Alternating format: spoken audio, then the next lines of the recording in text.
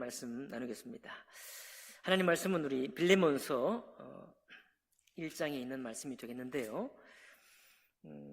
우리 4절부터 16절까지 말씀이라고 되어 있는데 15절 한 절만 합독으로 봉독하겠습니다.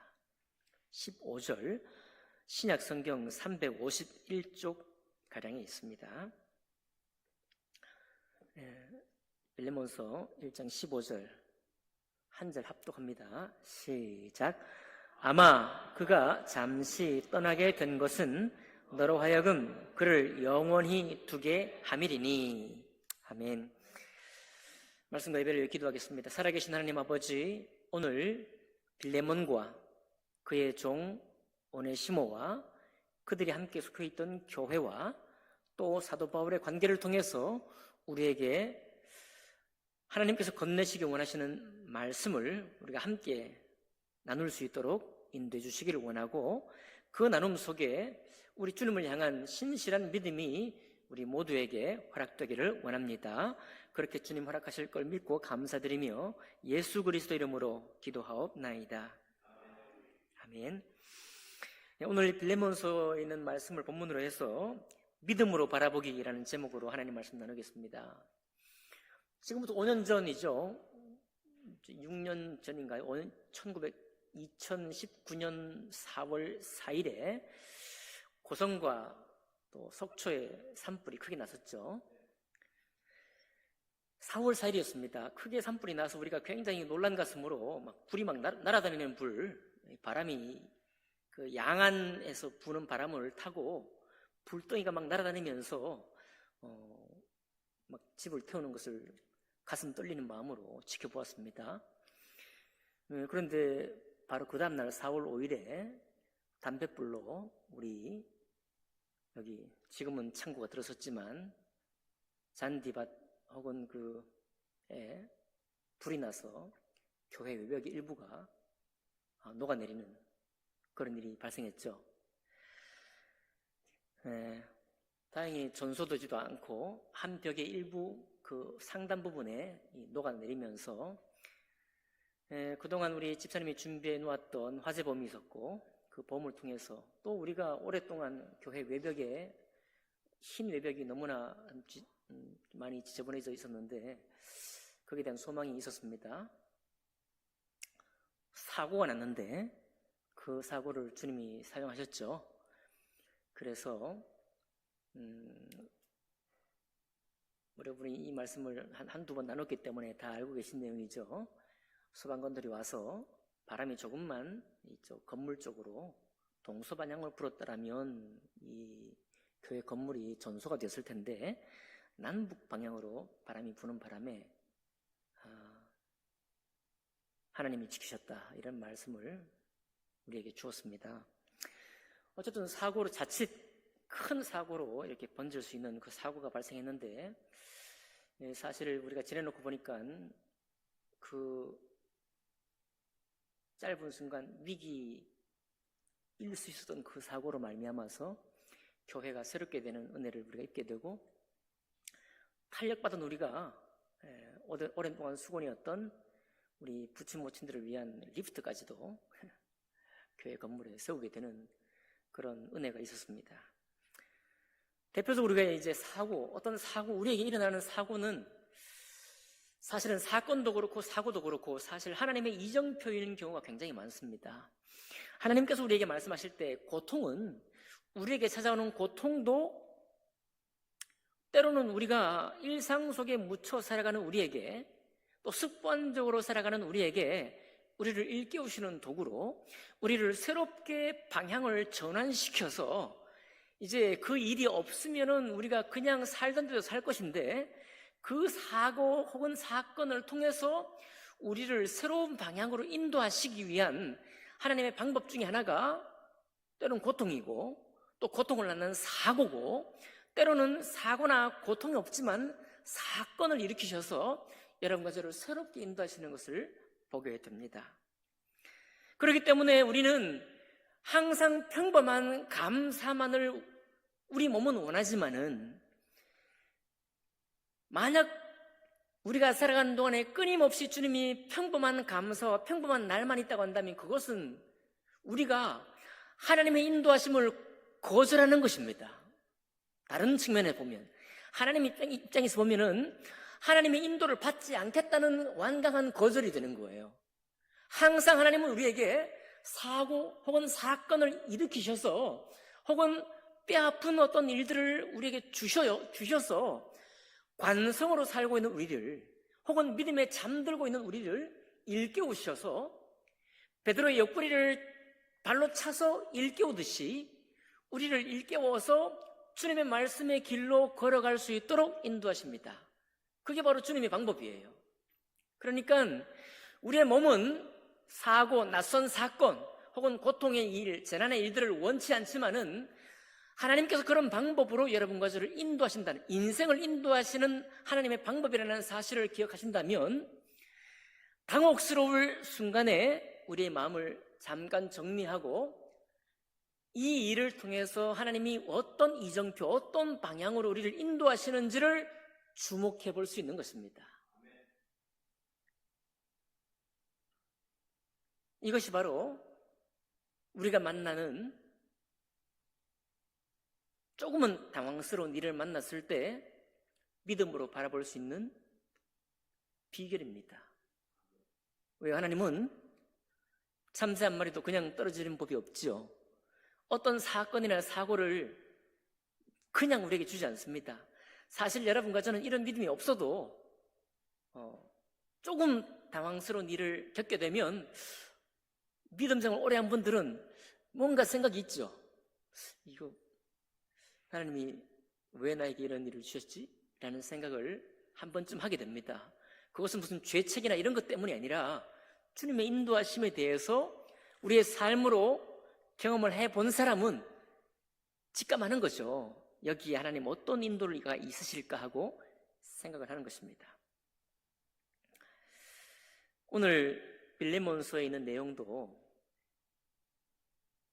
그와 같은 이야기입니다. 빌레몬은 상전이에요. 종을 거느리고 있는 유복한 재력가요, 교회에서 리더십이 있는 사람이었습니다.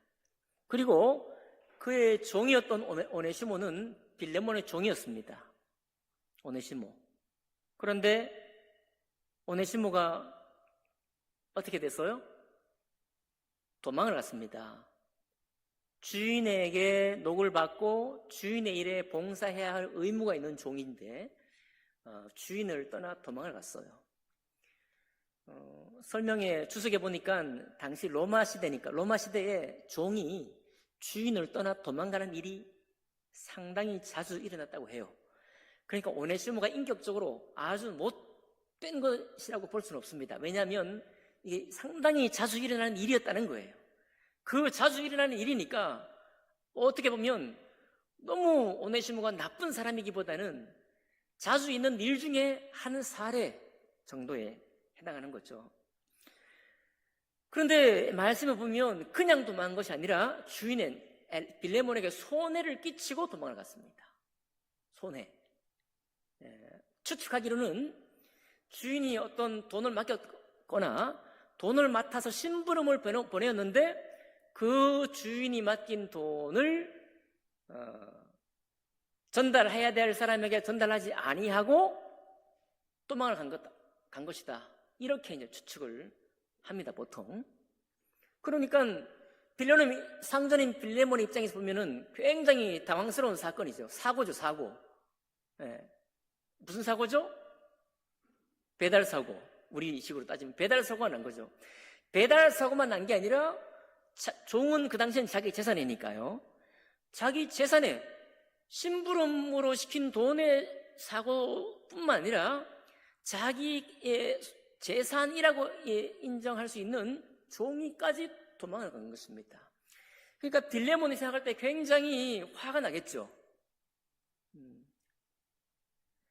그리고 당시 법에 따르면 사도 바울이 이제 나중에 오네시모를 빌레몬에게 돌려보내는데 만약에 이 도망간 종이 어떤 사람에게 갔고 그 사람이 수소문해 보니까 이 나에게 온 종이 빌레몬의 사람이었다 라는 것을 알게 되면은, 그걸 알고도 빌레몬에게 이 종을 돌려보내지 않으면 불법이 되는 거예요. 법에 저촉이 됩니다. 그러니까 반드시 돌려보내줘야 돼요. 이게 당시 로마 시대의 법이었다고 합니다. 자, 그런데 사도 바울이 지금 결국은 오네시모를 돌려보내거든요. 누구에게? 빌레몬에게 돌려보냅니다. 돌려보내는데 사도 바울이 돌려보낼 때 빌레몬에게 굉장히 정중하고 예의 바른 태도로 돌려보내요. 자, 어떻게 얘기를 하는 거 하니까 8절에 보니까요, 이 빌레몬은 사도 바울의 리더십을 너무나 잘 알고 있습니다. 사도 바울이 당시에 얼마나 유명하고 복음을 위해서 얼마나 수고했는지를 오늘날 튀르키예, 당시 소아시아, 그러니까 빌레몬은 골로새 교회 성도거든요. 골로새 교회. 오네시모도 이제 그 안에 있었는데 골로새 교회의 성도였던 이 빌레몬이었기 때문에 사도 바울을 너무 잘 압니다. 근데 그 바울이 이렇게 좀 강하게 권할 수도 있는데 굉장히 사정하는 쪽으로 굉장히 자기를 낮추어서 이렇게 말해요. 8절에 보니까 이러므로 내가 그리스도 안에서 아주 담대하게 내게 마땅한 일로 명할 수 있으나, 담대하게 강하게 너한테 말할 수 있지만은 도리어 사랑으로서 간구한다. 내가 오히려 너에게 좀 사정을 한다, 이런 얘기입니다. 뭘 사정합니까? 10절 보니까 갇힌 자 중에서 낳은 아들 오네시모를 위하여 내게 간구하노라. 자, 사도 바울은 지금 감옥에 갇혀 있는데 어떤 감옥인가 하면 로마 감옥이라고 이제 보통 얘기합니다. 로마 감옥이니까 사도 바울이 거의 사역의 마지막 종착지죠. 사도 바울은 가이사랴에서 감옥에 갇혔고 에베소 감옥에도 갇혔습니다. 로마는 사도 바울의 마지막 사역지잖아요. 그러니까 거의 마지막 사역지에서 감옥에 갇혔는데 그 감옥에 갇혀있는 거기에 오네시모가 붙잡혀 온 거죠. 그런데 그 감옥에서 오네시모가 구원받은 거예요. 사도 바울을 통해서. 죄를 짓고 감옥에 붙들려 갔는데 거기서 우연히 사도 바울을 만나서 주님을 알게 된 겁니다. 회개했겠죠. 자기가 잘못 주인을에게 못되게 굴고, 주인의 돈을 이렇게 제대로 전달하지 아니하고, 또 자기도 주인의 소유인데 주인을 떠나 도망갔으니 그 죄뿐만 아니라 자기가 그렇게 할 수밖에 없었던 원래 죄인이었던 것을 깨닫고 구주 예수 그리스도를 영접한 거예요. 자, 그런데 뭐라고 합니까? 11절 보니까 그가 전에는 너에게 무익하였으나 이제는 나와 너에게 유익하다, 이렇게 말해요. 전에가 언제입니까? 구원받기 전에. 그저 자기 생각만으로 오네시모가 내가 주인 밑에서 이렇게 살다가는 내 인생이 참 이게 정말 비전이 없겠다 하고 생각하고 새로운 살 길을 찾아 주인을 떠나 도망갔으니까 주인에게 무익한 종이죠. 무익할 뿐만 아니라 손해를 끼치는 종이었죠. 그런데 이제는 사도 바울에게도 유익하고 빌레몬 너에게도 유익하다. 왜 그러느냐? 그 전에 있는 죄를 회개했죠. 회개했을 뿐만 아니라 전에는 주인 빌레몬에게만 종이었지만은 이제는 빌레몬을 믿는 하나님, 주님, 그 주님에게 똑같은 형제의 종이 되었으니까 빌레몬이 추구하는 주의 일, 사도 바울이 추구하는 주의 일에 합당하게 쓰임받을 수 있는 오네시모로 변화된 거예요. 그러니까 빌레몬에게도 유익하고 사도 바울에게도 유익합니다.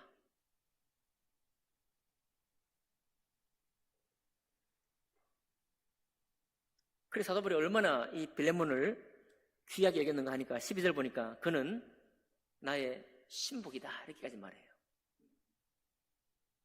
그러니까 여러분, 사도 바울은 로마서 마지막 장에 보면은 사도 바울과 함께 했던 사람들이 굉장히 많이 있었죠.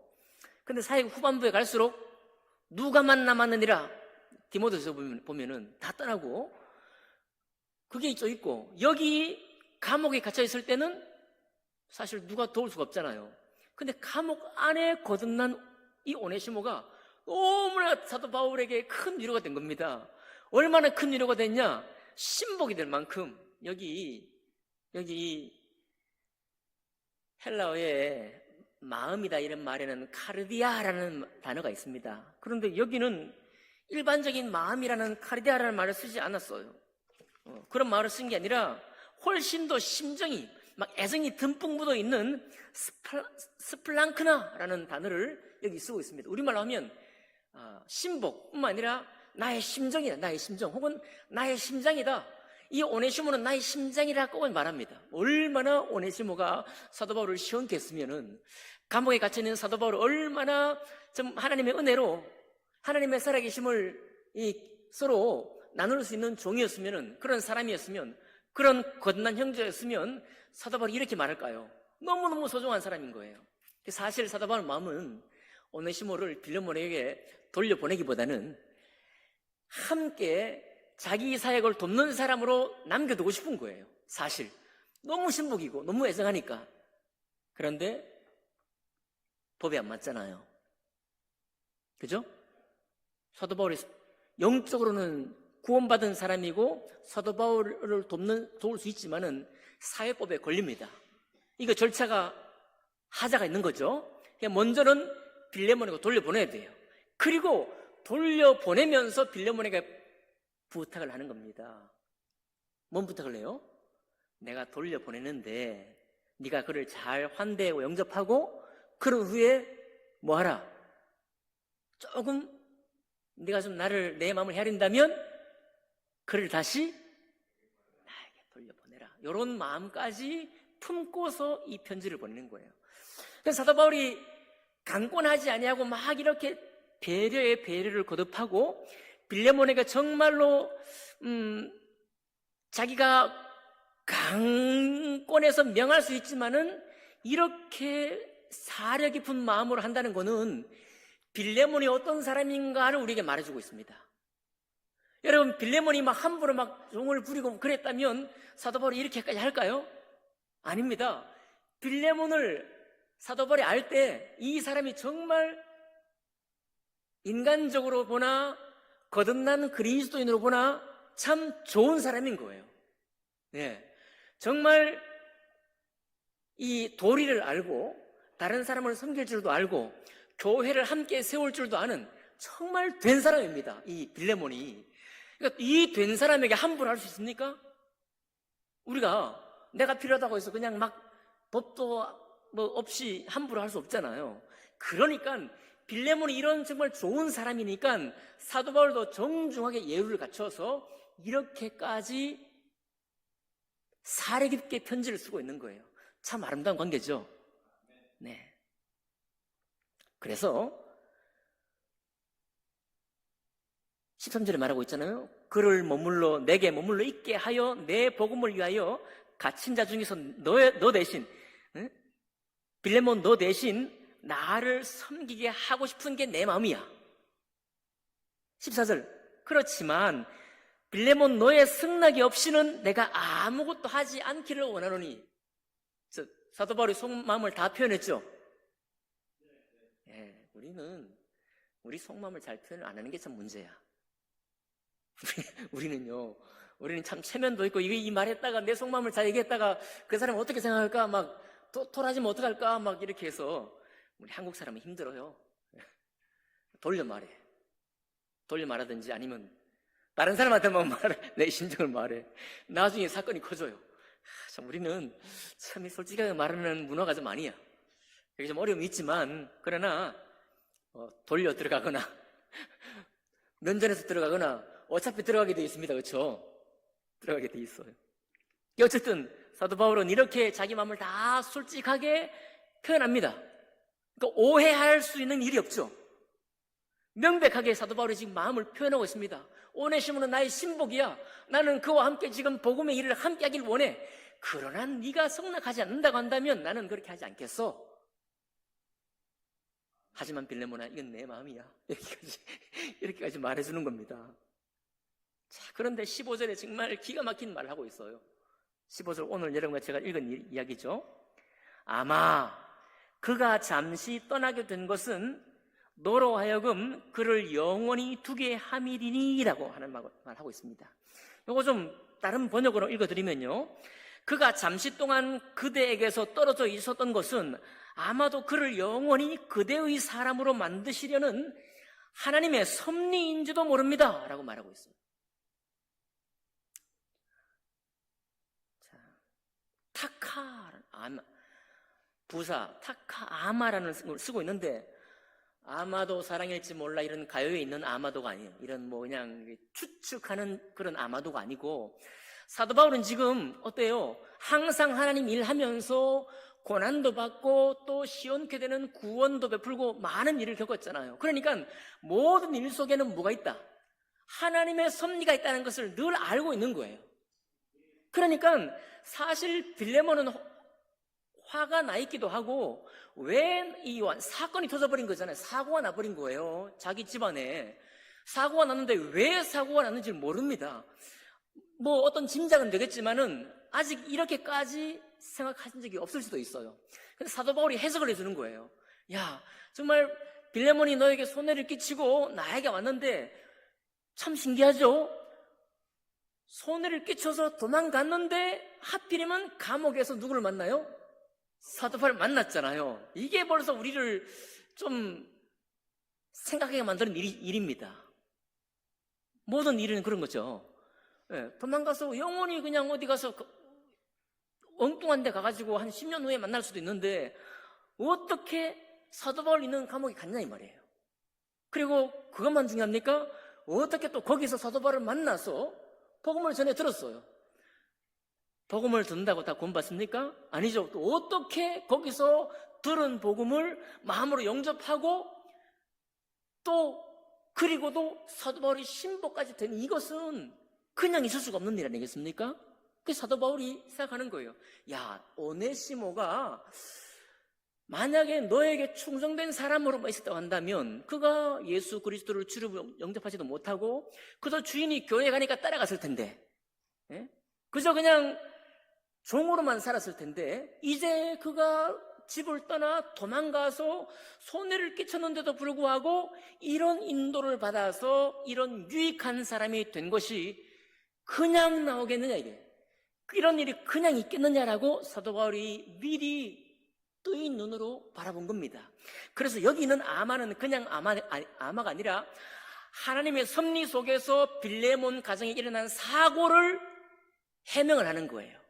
곧 하나님의 섭리의 그런 흐름 속에서 이 사고와 이 사건을 바라볼 수 있는 믿음의 눈이 사도 바울에게 있었던 거예요.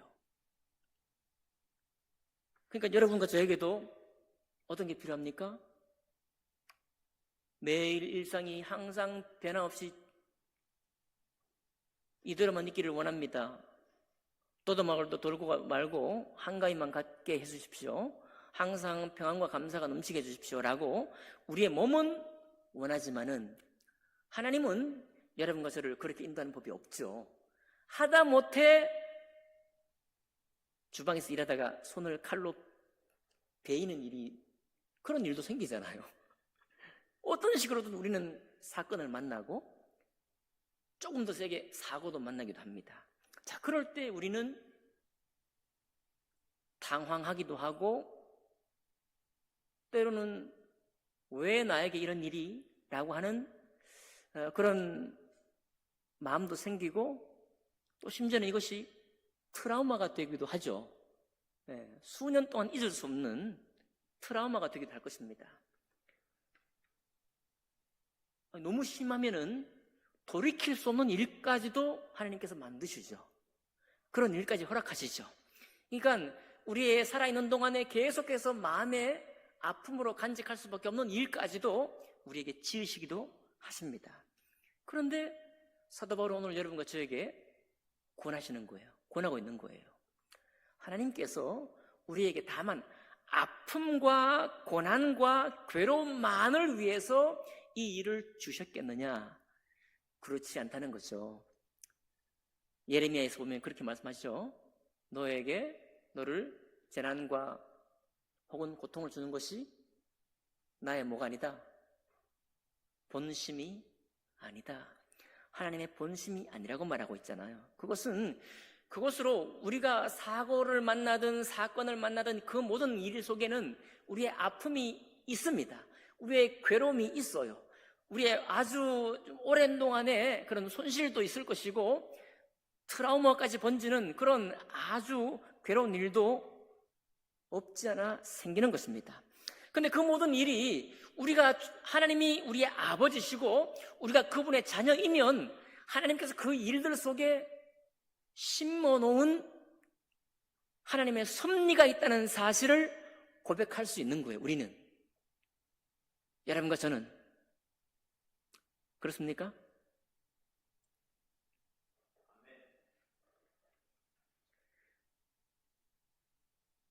여러분,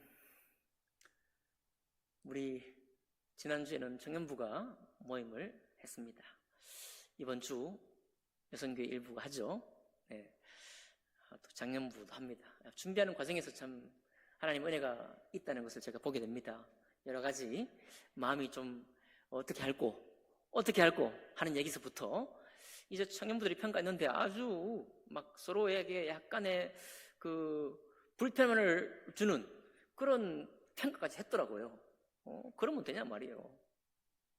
잔치를 만들어 놓고 왜 안 나오냐 뭐 해가지고 뭐 등등 해가지고 여러 가지 이런 자극이 될 만한 그런 말을 했더라고요. 벌써 우리 장년이나 우리 여성교회들은 그런 평가 잘 안 하죠. 아니, 청년들은 하더라고요. 그런데 제가 그걸 보면서 제 안에 참 기쁨이 있었습니다. 기쁨이. 여러분, 우리가 하나님의 일을 한다라고 생각하면서 하지 않으면 마치 우리 시골 또랑에 미꾸라지 잡을 때처럼 거기에 뭐가 쫙 깔려 있잖아요. 항상 물 지나가는 또랑에 뭐 깔려 있습니다. 그런데 미꾸라지 잡으려고 막 발을 굴리면 뭐가 올라와요? 흙탕물이, 미꾸라지가 올라오죠. 그렇죠. 미꾸라지가 올라와야지. 발을 굴렸는데 미꾸라지가 안 올라오면 안 되죠. 미꾸라지와 함께 뭐가 올라옵니까? 흙탕물이 막 올라오는 거예요. 그러니까 여러분과 제가요, 하나님 앞에 살아있다 이 말은 뭐냐면 우리가 그동안 가만히 있습니다. 이게 항상 맑은 것처럼 보여요. 우리가 잘 간다고 생각합니다. 그런데 어떤 일을 준비를 해보면은 갑자기 이게 왜 하지? 어떻게 해야 되는 거지? 누가 이걸 해야 되는 거지? 어떻게 하는 거야? 하면서 이제 갑자기 우리에게 문제가 던져지는 거예요. 맞나요?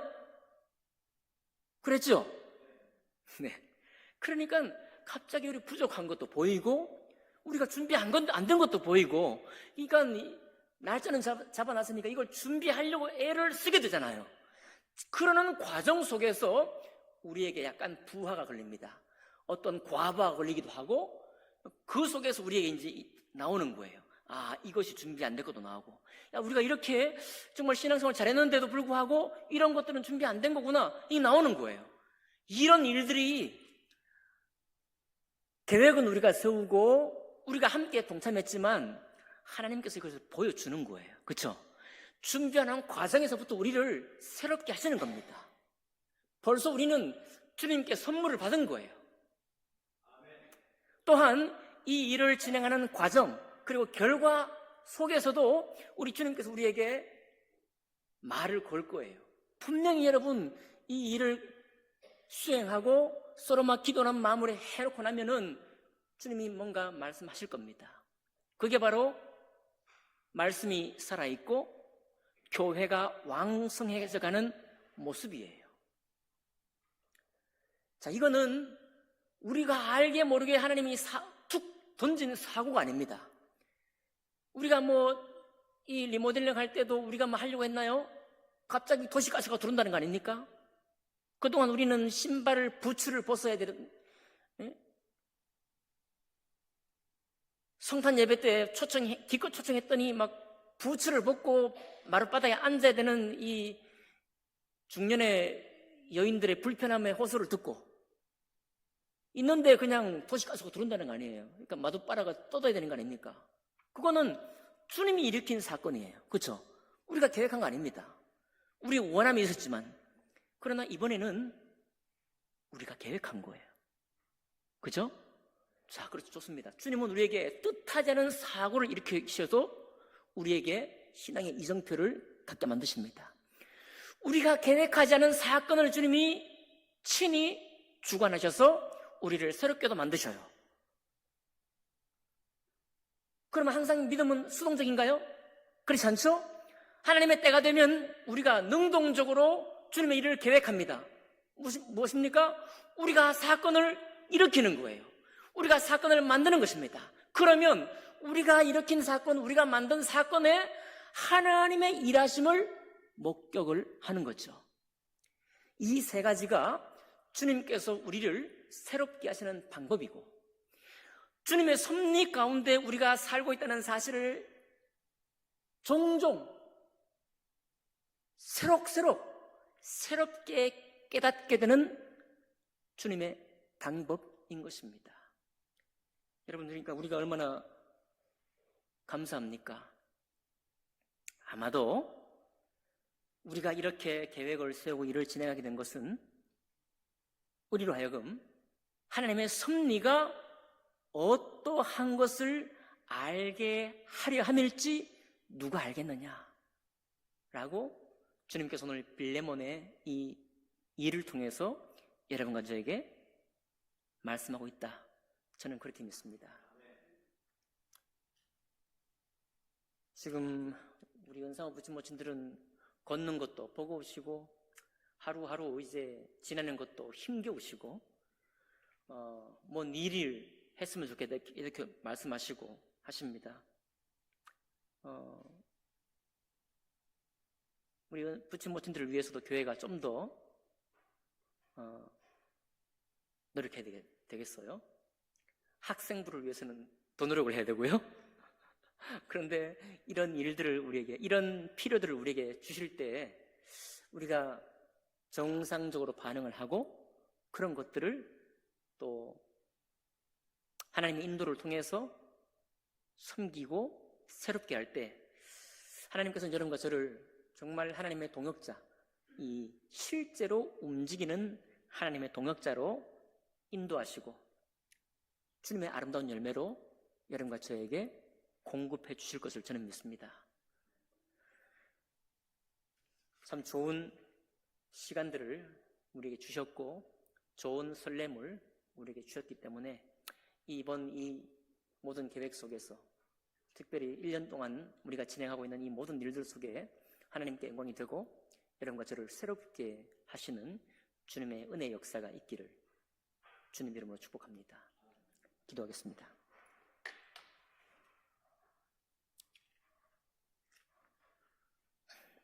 살아계신 하나님 아버지, 감사드립니다. 저희들의 이 10월을 감사드립니다. 하나님께서 마음에 품으신 저희 교회를 향한 하나님의 섭리를 보여주시고 저희들 위해 저를 새로운 곳으로 인도하시는 신앙의 이정표를 세울 수 있도록 축복하여 주시옵소서.